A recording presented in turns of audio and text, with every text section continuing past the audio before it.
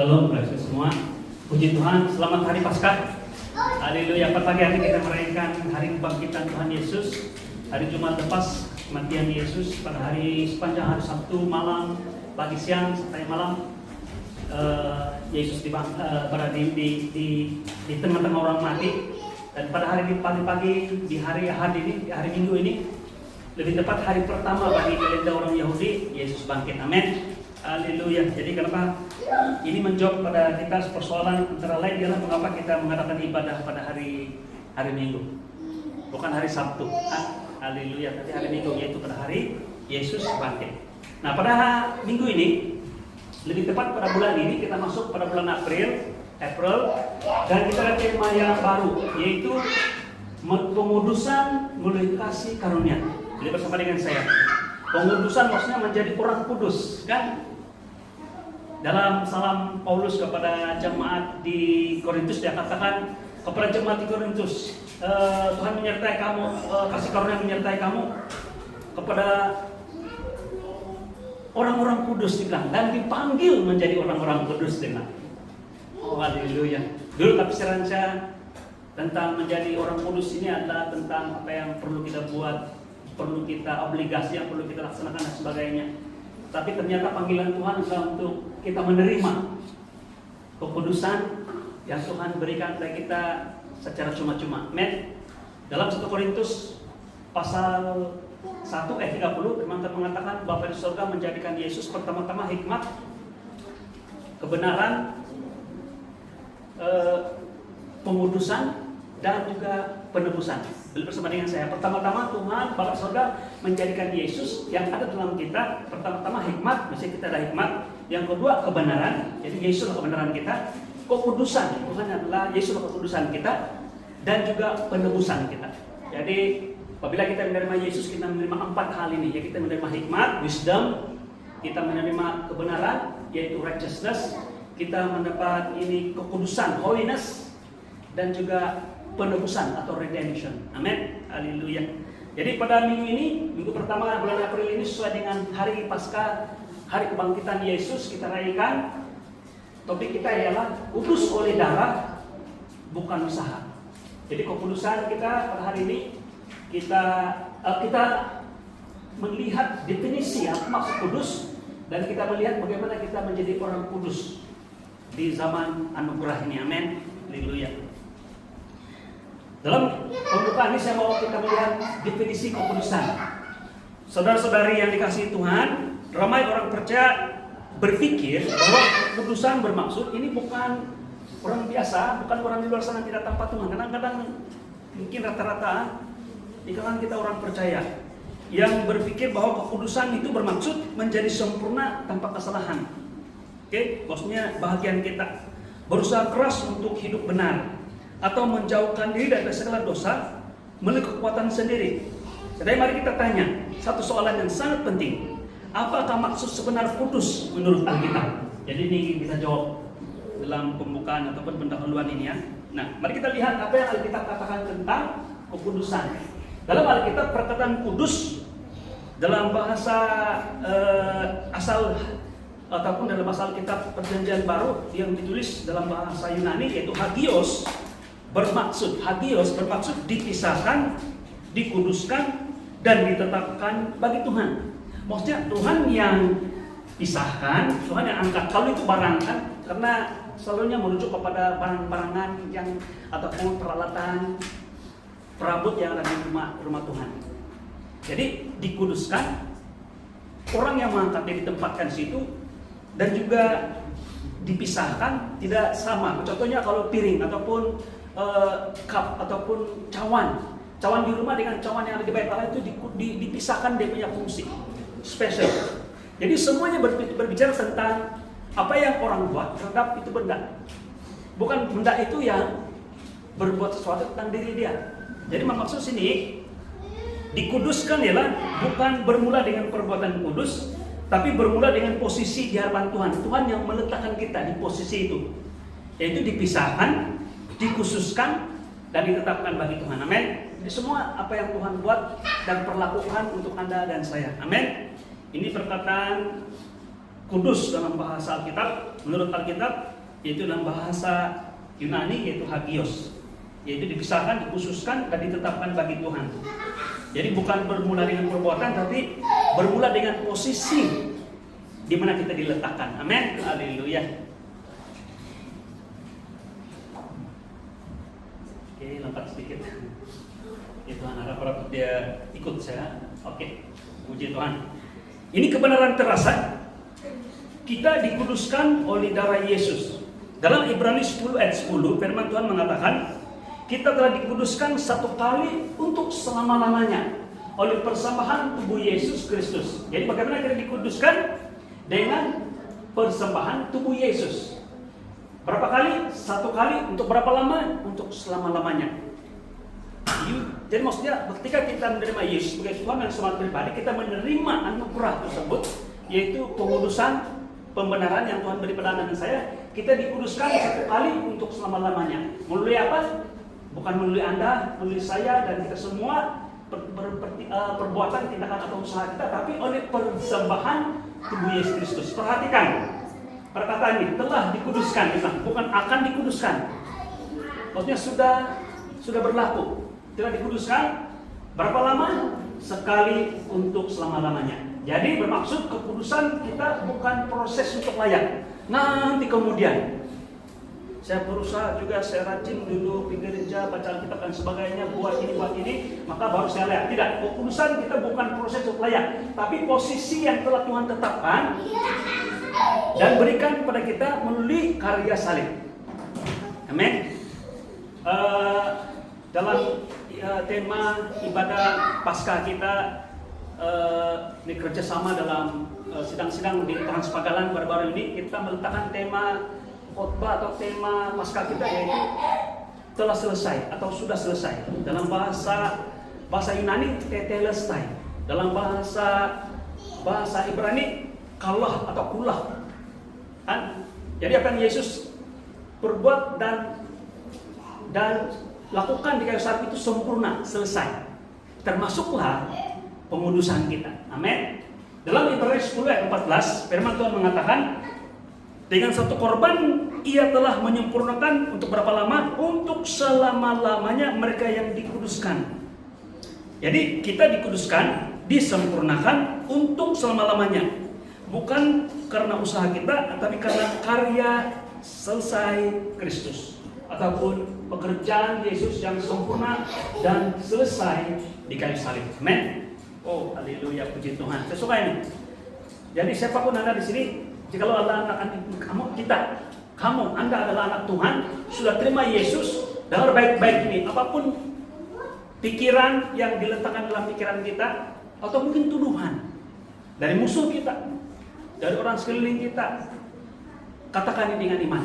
Saya kudus, bukan karena saya menguduskan diri saya, tapi karena saya percaya pada karya salib. Amin. Jadi Anda kudus, sudah dan telah dikuduskan.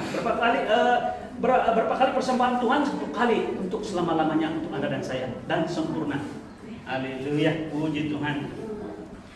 Nah, semua ini karena darah Yesus yang menyucikan. Dalam Ibrani pasal 9 ayat 14, firman Tuhan mengatakan, betapa lebihnya darah Kristus menyucikan hati nurani kita. Ada suka ini. Kenapa firman Tuhan Ibrani pasal 9 ayat 14, dia tidak hanya berbicara pengudusan kita secara keseluruhan, secara umum, tapi dia katakan hati nurani, karena hati nurani kita inilah yang menjadi inti ataupun pusat ataupun di mana letaknya pertobatan itu berlaku, ataupun perubahan pikiran itu berlaku, metanoia itu berlaku. Mungkin ada yang tidak paham apa itu hati nurani. Hati nurani ialah conscience dalam bahasa Inggris, ataupun kita punya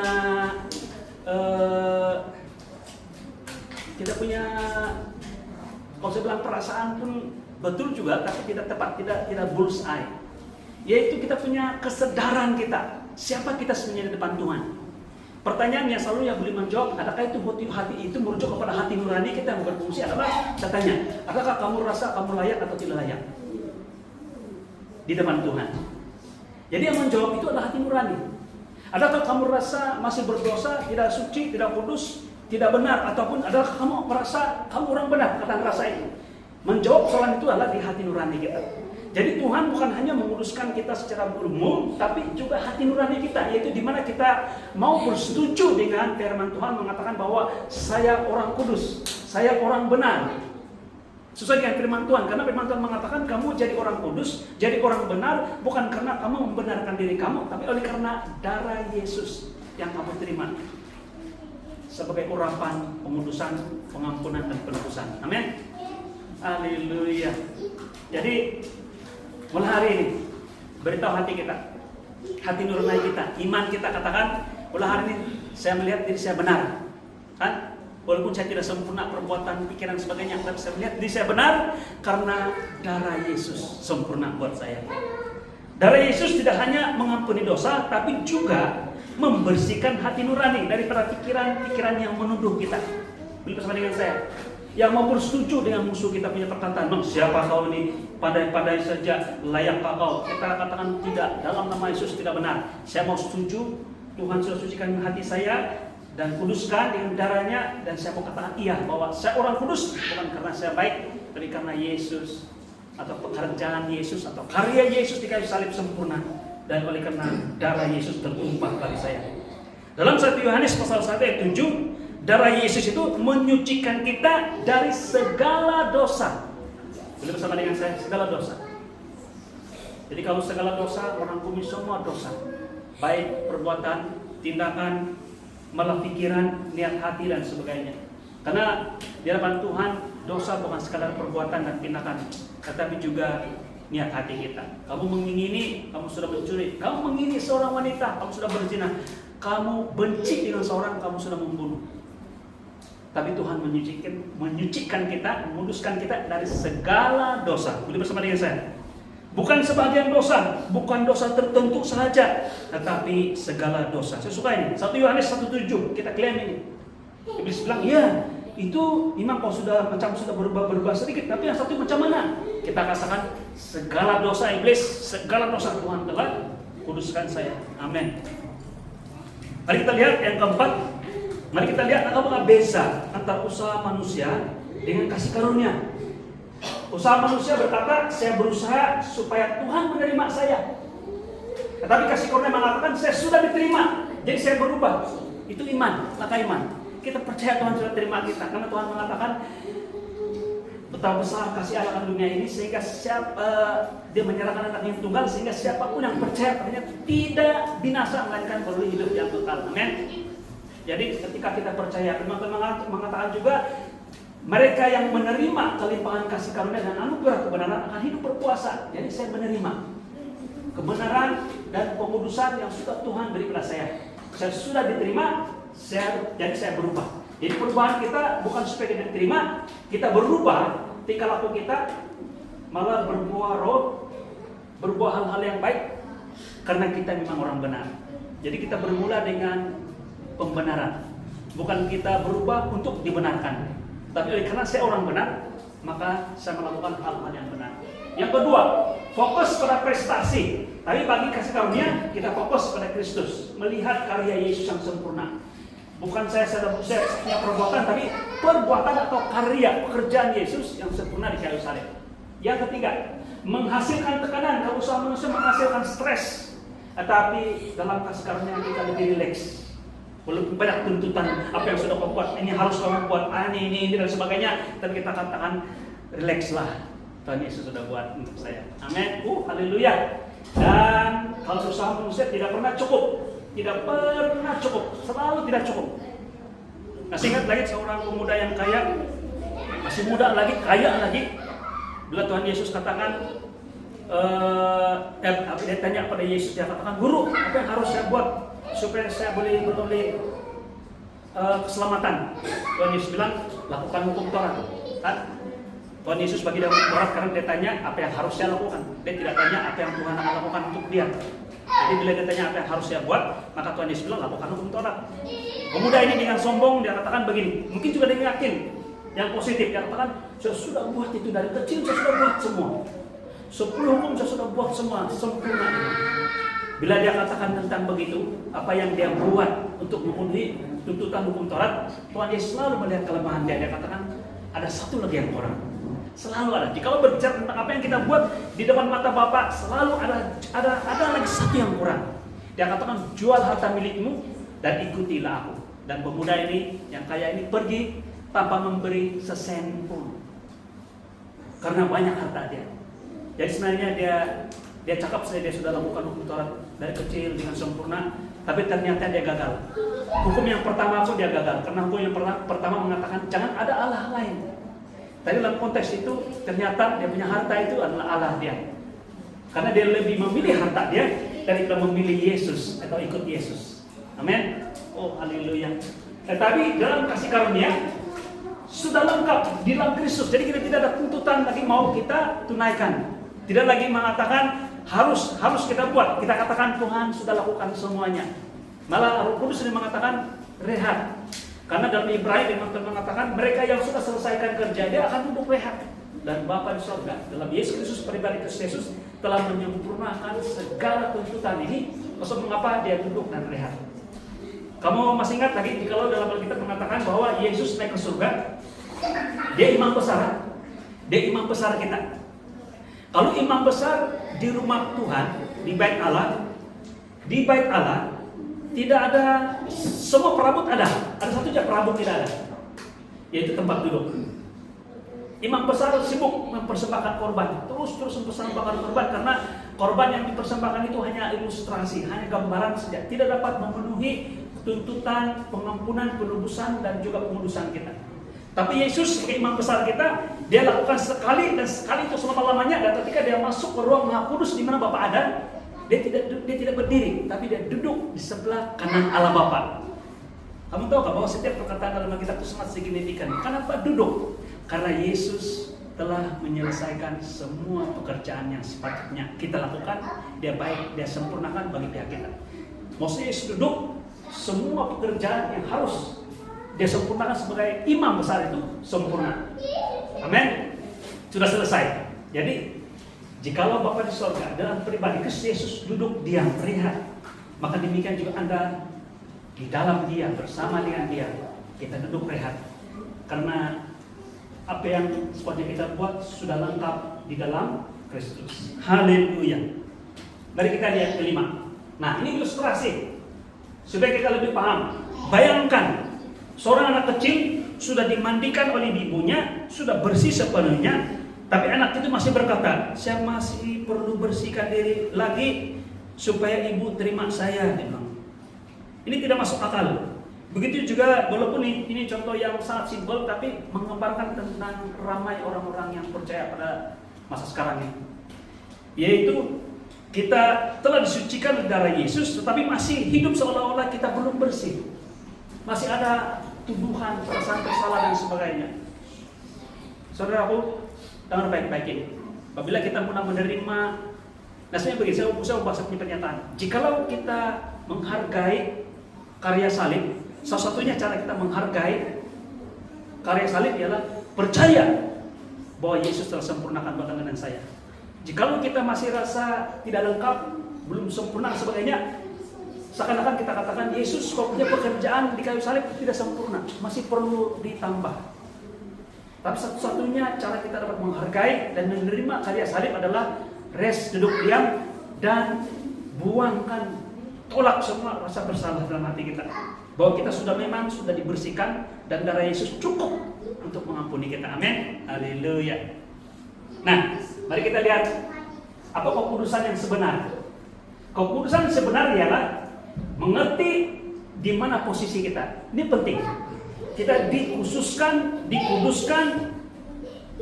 ditempatkan di posisi oleh darah Yesus. Jadi perubahan hanya berlaku selepas kita tahu posisi kita. Kita akan bertindak dan bersikap, bertingkah laku dan mempraktikkan wibawa seorang anggota keselamatan. Kalau kamu tahu dan sadar bahwa kamu anggota keselamatan, posisi kamu adalah anggota keselamatan yang ditauliahkan, ada pakaian seragam, ada rencana yang sepatutnya. Demikian juga orang Kristen. Kita akan berubah, sikap kita sebagai orang Kristen berubah menjadi orang yang mempraktikkan, melakukan, execute pekerjaan sebagai orang Kristen. Apabila kita tahu kita ini orang Kristen, yaitu mulai dengan posisi baru pekerjaan. Injil bekerja dengan urutan ini, yaitu pertama posisi. Jadi bila mengetahui posisi kita, jadi dalam persekutuan kita, dalam ibadah seperti ini, dalam penyampaian firman Tuhan, dalam ibadah kita setiap minggu ini, kita diingatkan dan disogoh dengan Tuhan, diberikan oleh Tuhan kebenaran ini, yaitu siapa kita, jati diri kita, posisi kita. Apabila kita terima, maka diikuti dengan perubahan, dan bila ada perubahan pertama-tama adalah pikiran. Ini pula saya kan baru diikuti dengan tingkah laku dan perbuatan. Ini bersama dengan saya. Bukan perbuatan dulu, baru kita berada di posisi yang betul. Tidak. Orang yang, kalau kita lihat di pembuli-pembuli ini kan, ini psikologi juga. Kenapa mereka garang, mereka suka membuli orang, mereka mau menguasai orang dan sebagainya. Karena mereka percaya dengan cara itu, dengan menjadi garang, menjadi tegas, menjadi orang takut, menjadikan dia di posisi yang berwibawa. Nah, barulah kan kalau saya tidak marah-marah, dong tidak hormat saya, bilang begitu. Salah. Dalam sebagai orang Kristen, kita tidak memperlakukan diri kita begitu supaya kita menjadi layak di depan Tuhan. Tapi kita bermula dengan posisi kita yang betul. Karena saya anak Allah, maka saya memperlakukan ataupun bertindak sesuai dengan anak yang mewarisi segala janji Bapa. Amin. Luar biasa. Dalam 1 Korintus pasal 6 ayat 11, firman Tuhan mengatakan, kamu telah dibasuh, kamu telah dikuduskan. Perhatikan ini perkataan ini, telah dan telah, sudah dibasuh, sudah dikuduskan. Jadi sebelum berubah tingkah laku, kita sudah dikuduskan. Kita berubah tingkah laku bukan supaya kita kudus, tapi justru karena kita kudus, maka kita berubah dari segi tingkah laku kita. Amin. Haleluya. Mari kita lihat yang ke-7, salah paham yang perlu diperbetulkan. Ini penting ini. Anak-anak Tuhan, sesuai dengan karya salib, dia katakan, jika kita ajar kasih karunia, ini tuduhan, orang akan hidup sembarangan. Kalau kita beritahu bahwa kasih karunia Tuhan lah yang membenarkan kita, bukan perbuatan kita, maka orang akan berpikir bahwa kalau begitu boleh hidup sembarangan. Karena perbuatan baik saya, walaupun perbuatan jahat saya tidak mempengaruhi siapa saya. Ini pengajaran yang salah. Karena bila kita bersandar kepada kebenaran ini, yaitu kita dibenarkan oleh karena kasih karunia Tuhan. Dalam Roma 6:14 firman Tuhan mengatakan, dosa tidak akan berkuasa atas kamu. Kalau udah kayak gini. Ini bukan pernyataan orang bilang secara rasional, ataupun orang bilang urutan yang biasa menurut dunia ini. Inilah kebenaran yang Tuhan beri pada Anda dan saya, walaupun susah kita jelaskan, bahwa kita tidak akan dikuasai lagi oleh dosa, karena kita bukan di bawah hukum Taurat, tapi di bawah kasih karunia. Percaya? Tapi Tuhan di luar sana mengatakan, kalau kasih karunia sejak penuntut ajar, habislah jemaat, telah hidup liar lene. Tidak. Macam betul kan? Tapi firman Tuhan mengatakan sebaliknya. Jadi saya mengajak saudaraku, percaya ini, bahwa firman Tuhan lebih benar daripada pikir rasional orang di luar sana. Bahwa kita tidak akan dikuasai lagi. Dulu bersama dengan saya, kita semua sini. Kalau ini ada perbuatan atau sikap atau tingkah laku, ada tabiat-tabiat yang tidak baik, katakan dalam nama Yesus, oleh karena kasih karunia Tuhan, saya tidak akan dikuasai lagi dosa ini. Amin. Karena firman Tuhan mengatakan yang demikian dalam Roma 6:14, dosa tidak akan berkuasa atas kamu, malah dia dikalahkan, karena kamu berada di bawah kasih karunia. Jadi kasih karunia tidak menggalakkan dosa, tapi sebaliknya sesuai dengan firman Tuhan ini mematahkan dosa. Itu bersama dengan saya, atau tabiat dosa. Amin. Haleluya. Apa yang berubah apabila kita paham semua ini? Kalau kita paham kedudukan kita sebagai orang kudus ini oleh karena darah Yesus, bukan karena perbuatan kita, apa yang akan berlaku? Apabila jemaat paham mereka sudah kudus, mereka tidak lagi hidup dalam rasa bersalah. Percaya nih? Apabila jemaat paham mereka sudah kudus, mereka tidak lagi hidup dalam rasa bersalah. Mereka datang kepada Tuhan dengan keberanian, malah dengan penuh pengakuan syukur. Terima kasih Tuhan, karena walaupun saya tidak sempurna, tapi Engkau darahmu cukup untuk saya. Malah sudah Engkau kuduskan. Selama ini saya pikir Tuhan mau menghukum saya, tapi ternyata hari ini saya tahu bahwa Tuhan sudah dihukum bagi pihak saya dan tidak ada lagi penghukuman untuk saya, karena Tuhan telah mengampuni saya. Luar biasa. Mereka datang kepada Tuhan dengan berani. Mereka berubah karena kasih, bukan karena tekanan. Mereka berubah bukan karena takut masuk neraka dengan tekanan. Jadi kan Allah masih berubah lah ini, kalau tidak, kita berubah karena kita tahu Tuhan sayang dengan kita. Luar biasa. Dan mereka melihat, dan mereka mulai melihat kemenangan atas dosa. Haleluya. Mari kita lihat aplikasi yang praktikal dalam kehidupan kita. Boleh kan? Saya suka ini supaya jemaat pulang dan tahu. Dan ada bayangan, ada gambaran bagaimana ini boleh berlaku dalam kehidupan kita. Hidup sebagai orang yang sudah dikuduskan. Yang pertama-tama yaitu berhenti coba membuktikan diri kepada Tuhan. Berhenti mencoba. Kalau ada pertuduhan seperti itu, apalagi apa yang sebenarnya kau harus buat supaya kau layak. Beritahu saja, saya relax saja ini karena apapun yang saya buat tidak sempurna, tapi apa yang Yesus buat untuk saya itu sudah sempurna di kayu salib. Katakan itu.